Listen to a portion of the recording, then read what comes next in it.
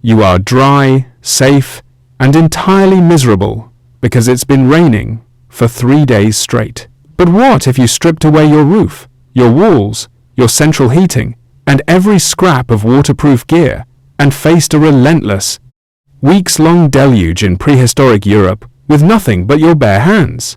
How do you survive a climate that wants to steal your body heat faster than your metabolism can replace it? We tend to obsess over ancient predators, ice age migrations, and dramatic tribal wars.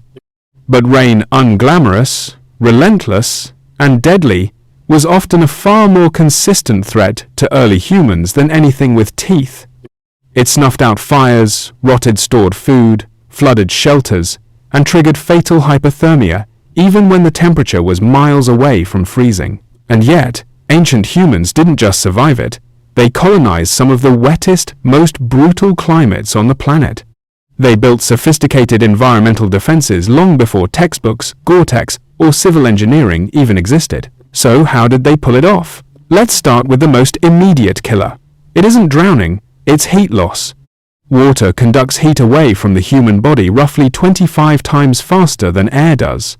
This is the biological equivalent of trading a chilly afternoon for a slow death in a freezing lake. When you're wet, your core temperature drops with ruthless efficiency. You don't need ice or a blizzard to die of hypothermia, you just need wet clothes, a mild wind, and a temperature hovering around 10 degrees Celsius. That's a standard spring night in Central Europe. That's an ordinary Tuesday in environments where our ancestors lived, breathed, and raised families. Ancient humans knew this, not because they read a thermodynamics textbook, but because they watched each other die if they didn't figure it out fast. Which brings us to the first line of defense. Fire. Fire and rain are mortal enemies. Wet wood won't ignite. Wet tinder won't catch. If a rainstorm puts out your fire in a hypothermic environment, you are looking at a death sentence written in wet ash. So how do you keep a flame alive when the sky is literally falling? The secret is that ancient humans didn't treat fire as an event. They treated it as infrastructure. Fire wasn't something you scrambled to start when you got cold. It was something you maintained continuously, generation after generation. Carrying live fire was a masterclass in ancient engineering. Indigenous Australians, the Inuit, and prehistoric European groups used specialized slow-burning materials, damp moss, specific tree barks, and dense fungi packed into enclosed containers to transport smoldering embers across vast distances and through heavy downpours. Archaeological sites across Europe reveal hearths that burned continuously for years, tended by designated members of the group whose sole job during a storm was to protect, shield, and feed the flame.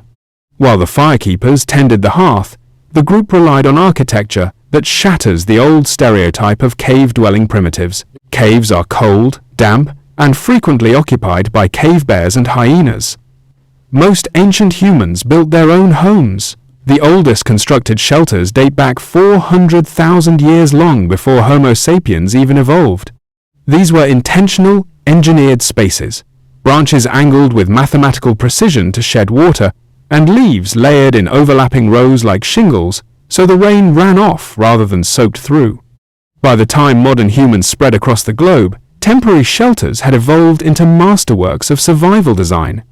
Consider the mammoth bone structures of Eastern Europe, built with heavy skeletal anchors to resist high winds, draped with thick hides, and insulated from the frozen mud below. That transition from raw animal skin to waterproof shelter is one of the most critical breakthroughs in human history. Untreated animal hide rots and leaks, but when ancient humans scraped, stretched, smoked, and treated those hides with animal fats, brains, or urine, they were inventing leather. This wasn't just a covering, it was a wearable roof. The cognitive leap required to look at a slain animal and realize, if I process this skin today, it will keep my skin dry 3 weeks from now, represents advanced abstract thinking and long-term planning operating at the highest level. But staying dry wasn't just about what you built, it was about where you stood. Modern humans have outsourced our weather awareness to smartphones and radar apps. We get caught in a downpour because we've forgotten how to read the sky. Ancient humans didn't have that luxury. Their survival depended on an encyclopedic, real-time literacy of the landscape. They read the air by the scent of petrichor before the first drop fell. They watched insects swarm lower, birds change their flight patterns, and forest animals move toward higher ground hours before a storm broke. They knew that cold air sinks and wet air pools in valleys, so they camped on slight rises or south-facing slopes that drained and dried twice as fast. They knew which dense conifer stands and broadleaf canopies intercepted rainfall before it ever hit the dirt. This deep environmental fluency wasn't a superpower. It was an absolute requirement passed down through rigorous teaching from elders whose lives depended on keeping the institutional memory alive. Speaking of elders, how did they handle the physiological toll of constant dampness? If you fall into cold water today, your body triggers an immediate, violent cold shock response, hyperventilation, panic, and massive cardiovascular stress. But ancient humans were cold and wet on a daily basis.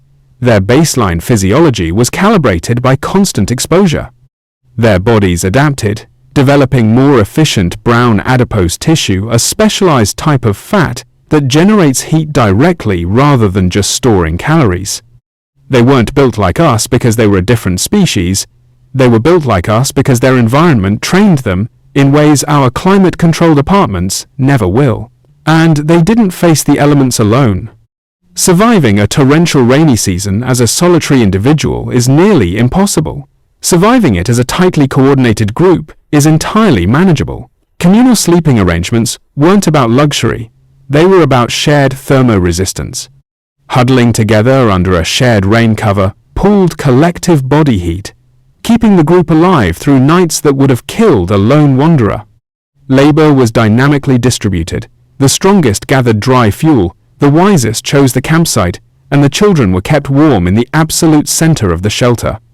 When the rain made hunting difficult and washed out the foraging trails, ancient humans didn't panic. They adapted their menu. They harvested the massive waves of earthworms, snails, and emerging fungi that thrived in the moisture, dipping into strategic food caches buried weeks prior. They understood a fundamental truth that modern individualism often misses. In a harsh world, hoarding food for yourself while your neighbor starves is a death sentence for the whole tribe. Sharing wasn't just morality, it was survival architecture. When you strip away our Gore-Tex, our central heating, and our concrete drainage systems, you realize that every single convenience of modern life is just a high-tech echo of a wet, freezing night in the Pleistocene. Our ancestors didn't conquer the rain by hiding from it. They observed it, prepared for it, engineered solutions around it, and trusted each other enough to weather the storm together. They didn't just survive the wettest, most brutal chapters of human history. They built the foundation of everything we are today, using nothing more than time, attention, and an unyielding refusal to give up.